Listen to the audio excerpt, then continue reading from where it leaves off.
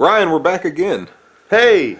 And you know, in these days, it's a real gift that we have here to be able to, with no agenda, to just be here together and with our viewers and to just enjoy going back and looking at some of the fun times of wrestling. We always enjoy this, and I know you're glad to be back. I am. I wouldn't say no agenda. There has to be some agenda. I have no agenda. I'm just enjoying the glory days of pro wrestling. Okay, I have an agenda, but I'm not going to let it be known just yet. Scary. I'm going to let it unfold. That is scary. Well, what we do is we reach into a vat of old wrestling magazines, and we never know what we find.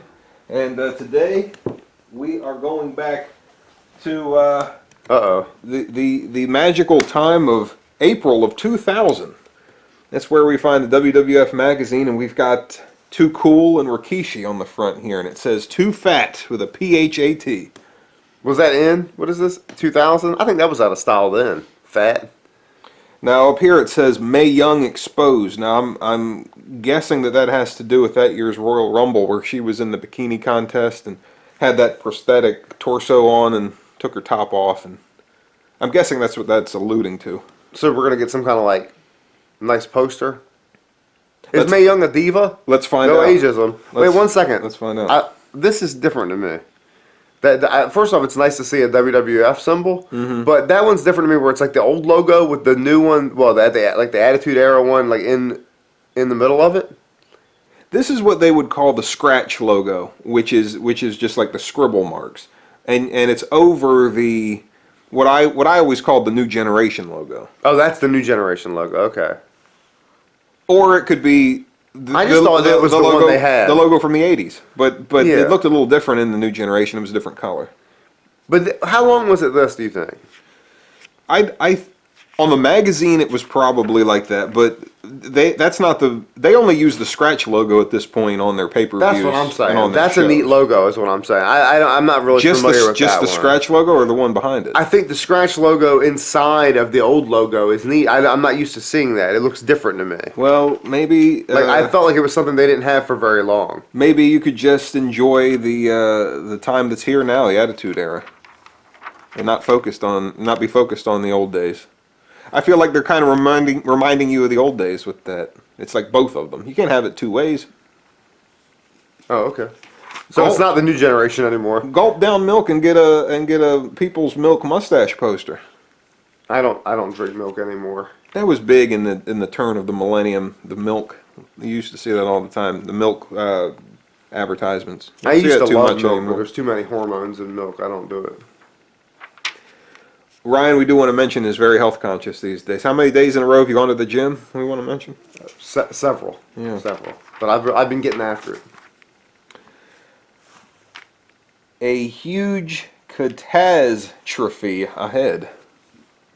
They put a lot into that catastrophe, and they made it like, a sixth of the page. Taz debuted this year at this Royal Rumble and defeated Kurt Angle, and that's a picture of it right there. I thought he debuted really well and then kind of fizzled out. That's true. We were having a conversation about that recently. Where do you go from there with Taz? I was saying before, I'm not on camera, so I'll say it again. I don't know where to go for Taz. I never would know how to do with Taz. Kaz. They screwed me with the catastrophe. You're thinking of Kaz. You're thinking of Kaz Hayashi. It's so unfair that they put the catastrophe thing on Well, there. maybe you're thinking of Kaz Hayashi too. So WCW. I wouldn't know what to do with Taz. Period. I don't know how to market short guys, and I don't know how to do big tough guys from New York, and then you combine them. I definitely don't know how to do that. I don't know what you do. ASA. This is S.A. Rios with the debuting Lita around this time, who went on to bigger fame with the Hardy Boys. Do you remember S.A. Rios? He was in the Hardy Boys? No, she was joined with him and then joined the Hardy Boys. When you say Hardy Boys, was the Hardy Boys like a group you could be in, like where you could be a Hardy Boy, or was it just the two of them? Was there ever any other Hardy Boys? No, because they were brothers and their last name was Hardy. You can just put somebody else in there if their name's not Hardy. I feel like if they were called the Hardy Brothers, that's true, but the Hardy Boys leads me to believe that there's room for more boys to come in and play. I think that was called Team Extreme when it was the three of them, if I remember correctly. Okay. Now, when you think of April 2000, in WWF. Does anything come to mind? I mean, that's Lita's got a bodacious body. WrestleMania 2000 Bodacious. was right around that time. WrestleMania 2000. The McMahon in every corner. Obviously, this is right after Royal Rumble. What are we talking about? Oh, I'm sorry. I got distracted there. What comes to mind with you with 2000 in the WWF? This right here. What? What is this? The McMahon in every corner. That was the WrestleMania. You know what comes to mind for that? You know what comes to mind for that? That was a really bad WrestleMania main event. I think they had a good run of WrestleManias up to that point. I didn't like that WrestleMania. That was WrestleMania, I think 16. And well, they called it WrestleMania 2000. But it was WrestleMania 16. But no one called it that. 15, 14, those were a couple of really good WrestleManias. 16 was like a letdown for me. To me, it was. But they didn't. It was WrestleMania 2000. I just want to make that clear. I didn't like WrestleMania 2000, and this is the second time Rookies today to Legends with Jonathan Coachman that I have seen Coach with hair. I don't remember seeing Coach with hair in like, well, we'll say I'm gonna say 20 years. It ain't been 20, but I mean like it feels like 20. I don't think he's the coach at this point. I think he's the straight ahead broadcaster, Jonathan Coachman. But he's becoming the coach. Not yet. We're seeing it. I don't think so. Not until the head gets So shaved. why does he have an article about him? Because he's the new hot broadcaster on the scene, and they're trying to get you excited about what's going on. Is that a professional wrestling soda pop? That's RC Edge, and they're saying that there's a poster inside. Out of these 4 posters, we've got China, Edge, The Rock, and Steve Austin. Which would you be the least excited to see in your container of soda? China, without a question, without a doubt. Edge is really close. Well, Edge makes sense because the soda's called Edge. But it's so bad. I mean, Austin and Rock, obviously, I'm going to be fine with. Look how good looking Austin is. My goodness. Well, that is your style icon with the bald head and the goatee, as has been well established. That is one sexy rattlesnake. Now, X-Pac. What's X-Pac going on here? What's he up to? He seems to just be in the corner of Triple H and... Oh, what new? This is the time of the... What did they call this? The McMahon-Helmsley era, the McMahon-Helmsley regime. You hate it. I love it. I'm in on it. I didn't like it. But this was kind of like an offshoot of this version of Degeneration X a little bit. This kind of... With these 4 guys, you know what I'm saying? Yeah. I like what benefits are there for you being in DX, and the benefits are keeping him on television because he is trash. Ryan is not a fan of X-Pac, Sean Waltman, or any incarnation. Do we have that right? Nailed it. Yeah. Nailed it. So out of these 4 right here, we'll ignore Stephanie McMahon in the back here. Okay. Triple H, Billy Gunn, the Road Dogg, and X-Pac. Give me your favorite to least favorite out of those 4. Okay. My favorite is going to be Triple H, but I do like Road Dogg, so I'm going to say it's a second Road Dogg, and then Billy Gunn I can live without, but he's not. I'm indifferent to Billy Gunn. X-Pac dead last, yeah, huh? By far, yeah. He's going to be dead last in most situations. That's a scene we'd see a lot over the years. Triple H with his arms raised, holding a belt. I mean, you're gonna have to see a drunken BJ Penn walk into the room to get me to like X-Pac over him, you know. You put BJ Penn behind. I even dislike X-Pac. BJ Penn even more than X-Pac. Now, who's below BJ Penn for you? That's a new game. Let me think. I'll get back to you on that. Now, this is we got to think. We're not too far removed here. Early 2000. Test was going to marry Stephanie McMahon. He looks a little pouty there. And then Triple H drugged her and married her instead, if you remember correctly. Now, it's kind of funny looking back on this. Test and Triple H were kind of in the same spot here with Stephanie McMahon. History could have been a lot different, maybe. Test might be running NXT right now. And, I can't see it. I don't think Test. I think Test was just being told what to do. I think Triple H had a plan. Don't you think? I mean, don't you think he had a plan? Does Test look like a guy with a plan? And he did. I believe he has passed. Yeah. So you're saying that Triple H was... I'm saying you had to have a plan to stay alive in this business. As the cerebral assassin, you think that he was moving the pieces around that needed to be moved? Without a doubt. Mm-hmm. And I think that includes getting all of his buddies out of the company. This was kind of the peak of Test. I mean, after Triple H married Stephanie McMahon, he kind of slid back down the card there. There was a while there where he was a real focal point of that show.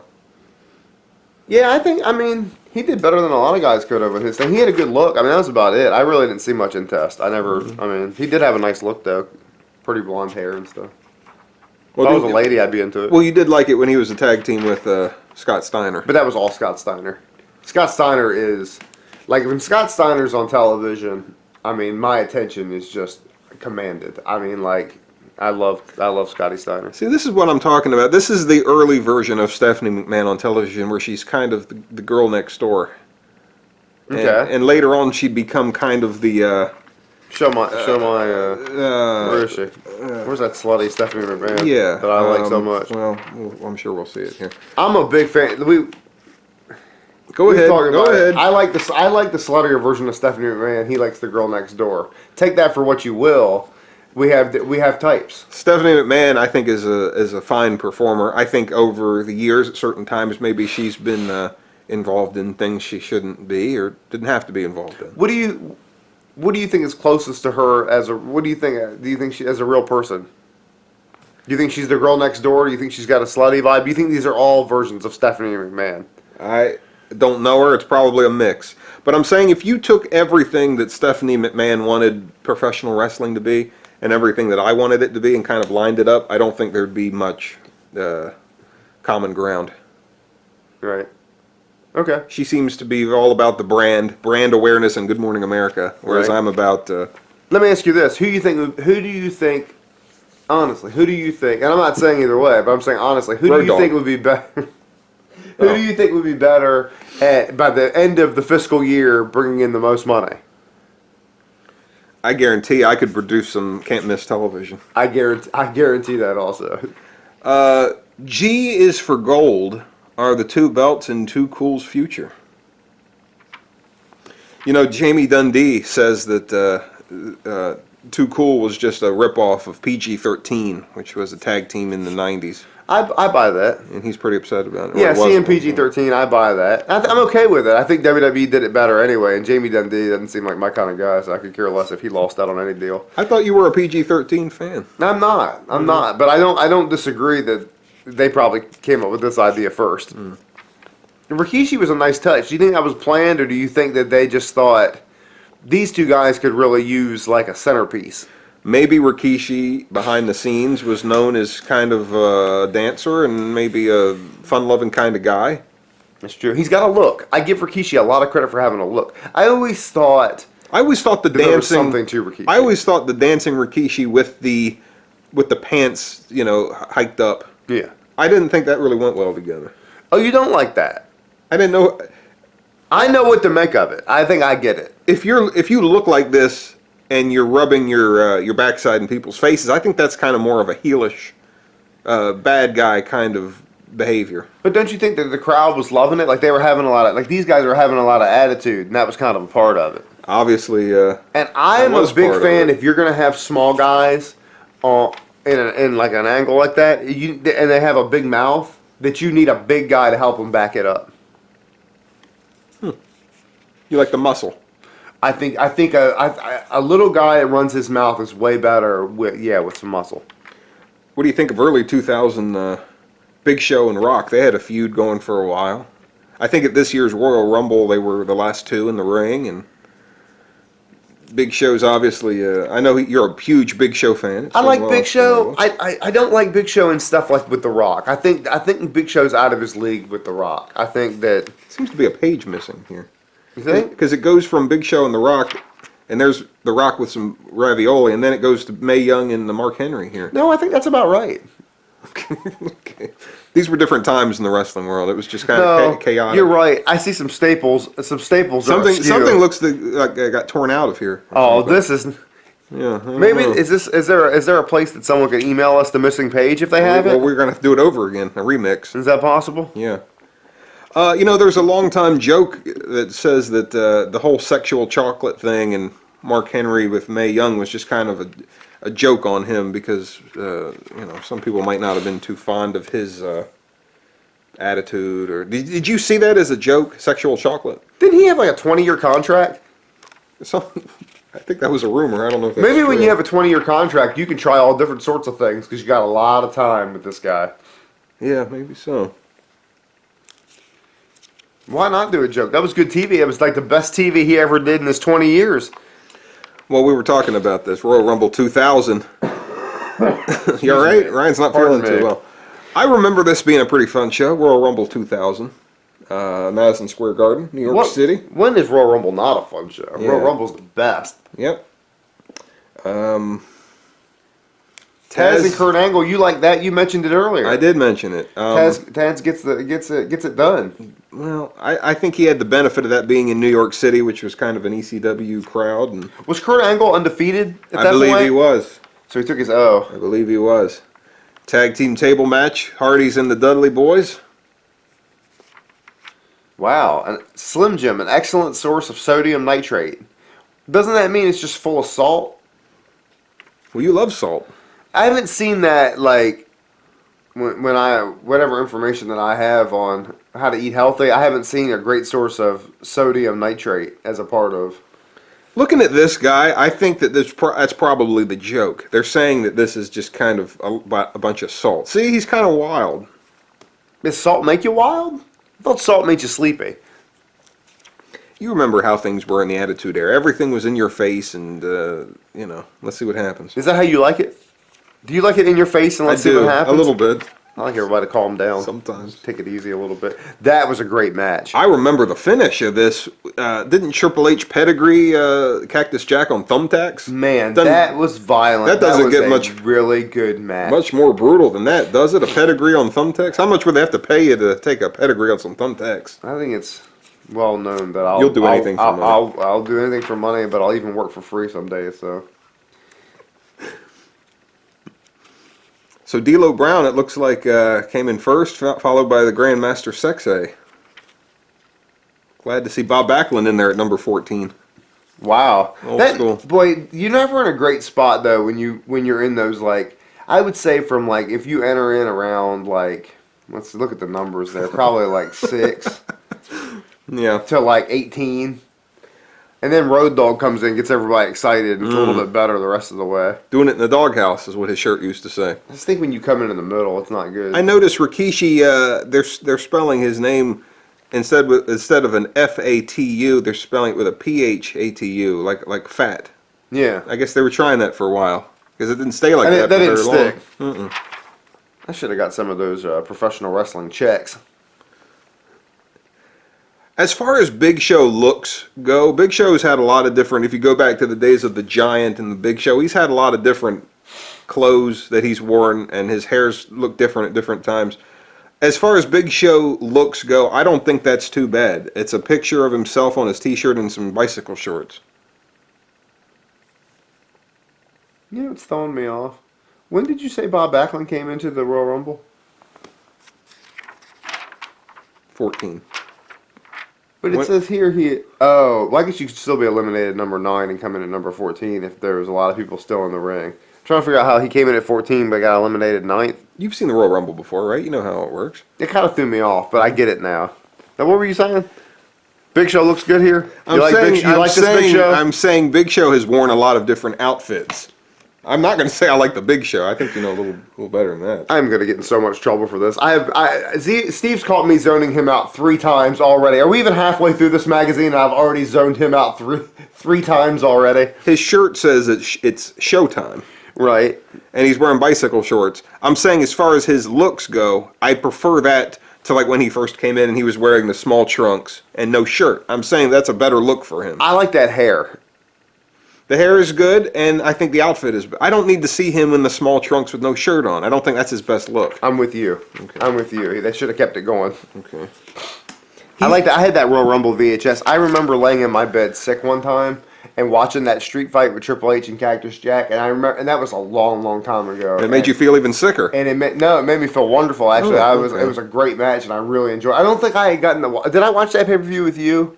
Because I don't remember watching it before that day on VHS. No, you didn't. So I think, so that was like the first time I ever saw it, and I was very surprised. Not surprised, I just was pleasantly surprised by how great that match was. I wasn't expecting it to be brutal so match. great. In my mind, it was a really good one. So how many zeros are going to have to be at the end of your check for a pedigree in the thumbtacks? $100? Not many. I've done $100? I've done. Yeah, I'll do it for $100. I'll do it. You want to do it right now? $100? I don't have any thumbtacks. We'll work it out. Venus Rising. Now, we were talking earlier before the cameras came on. We know this year Val Venus is going to be kind of stripped away of his Val Venus character, and he's going to become more of a clean-cut Val Venus. Do you have an answer to why? Change it up? I guess, but What's the point? that was the whole point of Val Venus, was he was the adult film star that liked to get down and party. Took his hair, took his towel, took his videos. But they gave him the Intercontinental title. But they gave him the Intercontinental title, yeah. I'm sure it worked out good. There he is, juking and jiving and bumping and grinding. Cheesecake Rebellion. Is the World Wrestling Federation harboring a feminist cell? I'm going to guess that Ivory is upset here because she's having to defend her women's title in evening gown matches and That's Ivory? different kinds of matches. I thought that was Pat Benatar. Interesting. Well, love is a battlefield. Indeed. I think we can all agree on that. Indeed. This This is pretentious by Keith Elliott Greenberg. And 3 names. I mean, come on, 3 names. You don't have to do that. This was a BB, Barbara Bush, who was not around too long. She was an EMT who would come out and check on people when they were injured. The girl in the thong? Yeah. And That's not a great ass for a thong. and when she would come out and check on them, eventually she had her top pulled off. Okay. I'm not a big fan of like having no ass and then having a thong where your leg just goes all the way up to your back. I'm not saying she's a bad looking lady. I think this was the match where that happened, actually. The Gravy Bowl match with Ivory and Jacqueline. They should have like a special. You know, they had WWE does like special like DVD exclusives. They should have a special DVD exclusive of all like the sexiest matches. I don't think that would fly too well nowadays. Good Morning America and everything. Just put it out for the fellas. Can't we ever do anything for the fellas anymore? Yeah, see, this is kind of to your point. I think Ivory is saying here that she wants to be taken seriously as a real wrestler. Here's my point.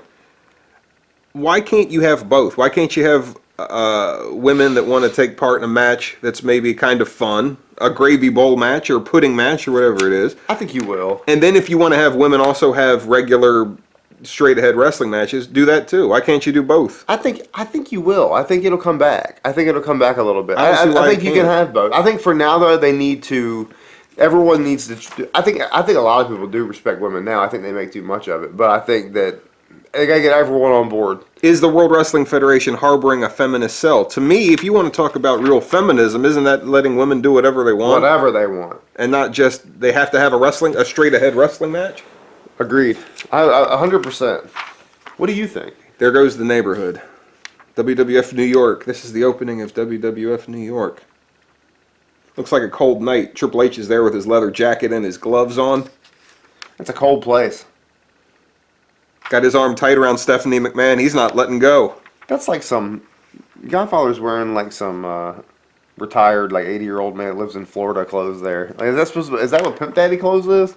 I think he's going to play around a golf. Is this Mark Henry? What does he have on there? Is this Mark McGrath? Oh, Sugar Ray. Nice. If you ever want to check out the first 2 albums from Sugar Ray, Lemonade and Brownies and Floored are 2 great albums. Yep. Just a word of advice. I'm sure this was a big thrill for WWF at the time to say we have this WWF New York.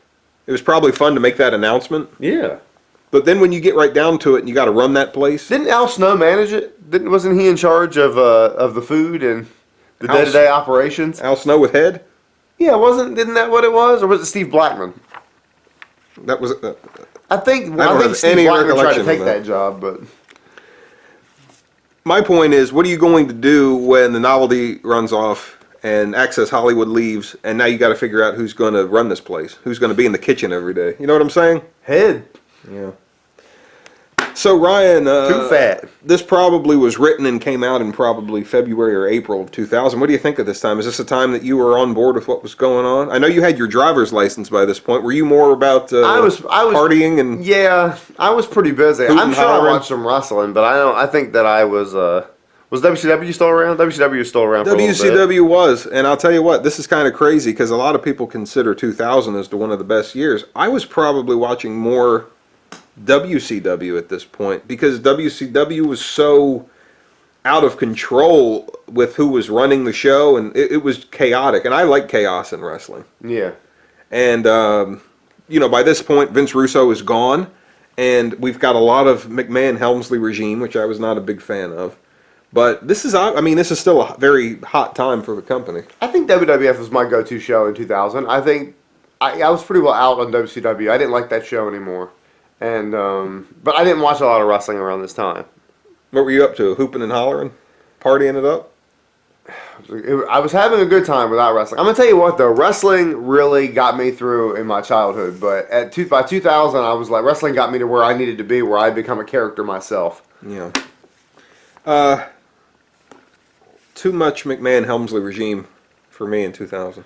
I like it. I named my son, who was born in 2001, after that Triple H. I like that name, Hunter. At the time, that didn't seem to me like a very common name. Why couldn't it be after the Greenwich Blue Blood, Hunter Hearst Helmsley, who had the fine robes and everything? Why does it have to be the cutting up Triple H? I think this Ryan would probably get more excited about the Greenwich Blue Blood, Hunter Hearst Helmsley, but at the time, here's the problem. I named my son after Hunter Hearst Helmsley, and that was in 2001. I named him Hunter after Triple H. In the McMahon-Helmsley era, which I really like, Steve did not. But the problem was, then Triple H got hurt, went away, and then 2002 he came back as the Beautiful Day, leather jacket, denim vest Triple H. Right, yeah, you didn't like that too much. And I hated that, but my son has already been named. So it was almost like getting a tattoo that eventually you regret. But then it loops back around and Triple H joins Ric Flair, Batista, and Randy Orton in Evolution, and you're back on board again. I got the shirt to prove it. Yeah. I liked it. So from April of 2000, WWF Magazine, Rikishi, and Too Cool. Ryan, thanks for taking this trip, and we'll have to do this again soon. It was my pleasure. If you'll have me back, I only zoned out 3 times. It's not too bad.